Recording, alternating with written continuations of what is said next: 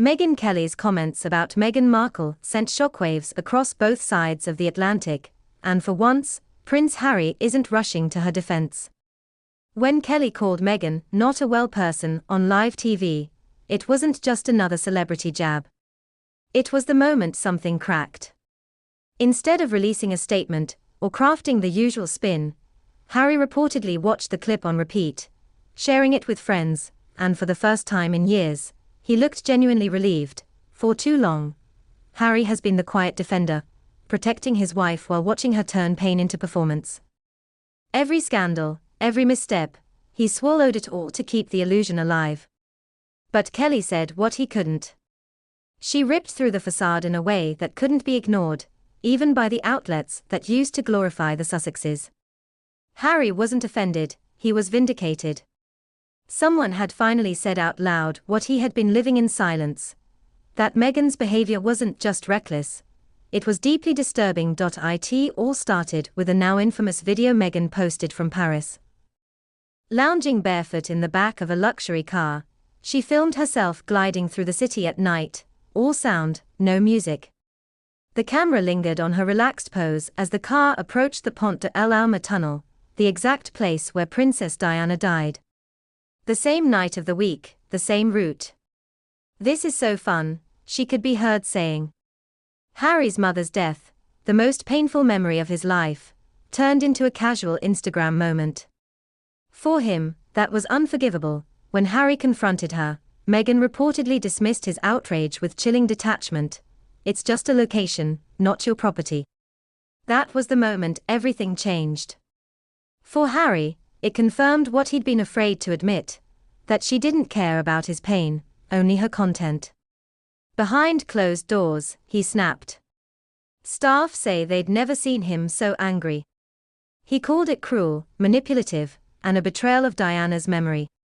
And this time, he didn't defend her. He went silent, not out of loyalty, but liberation. Megyn Kelly's coverage was brutal. She replayed the footage, analyzed it frame by frame, calling Meghan not a well person and deranged for turning Diana's death site into a backdrop. The verdict spread like wildfire.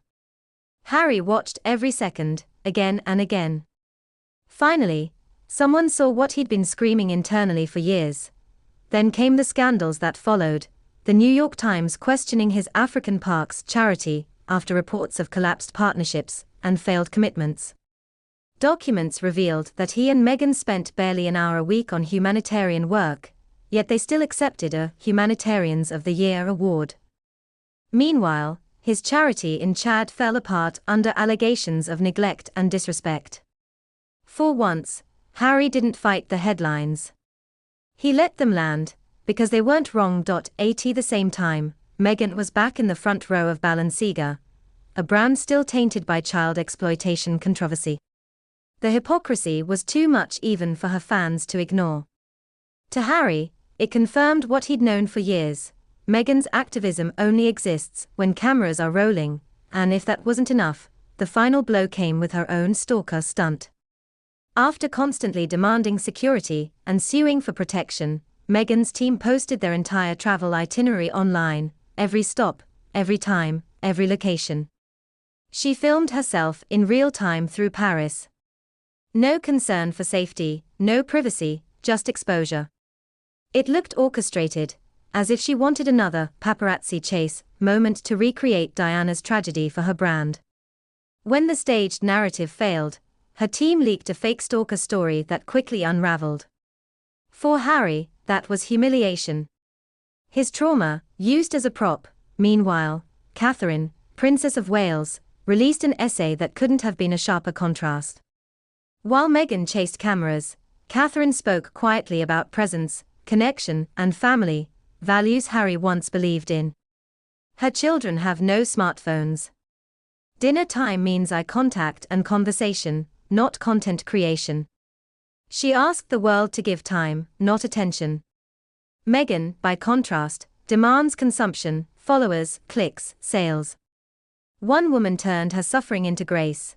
The other turned grief into marketing. Now, every time Harry sees Catherine's serenity, he sees what he destroyed.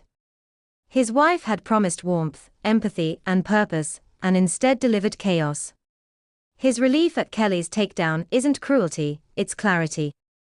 After years of gaslighting, he no longer feels insane. He's finally hearing his own truth echoed by others. Friends say he started to admit the unthinkable. I should have listened. The palace, his friends, even the press, they warned him.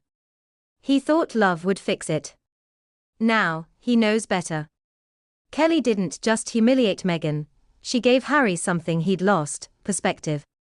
When the world finally sees the person behind the performance, it doesn't just expose her.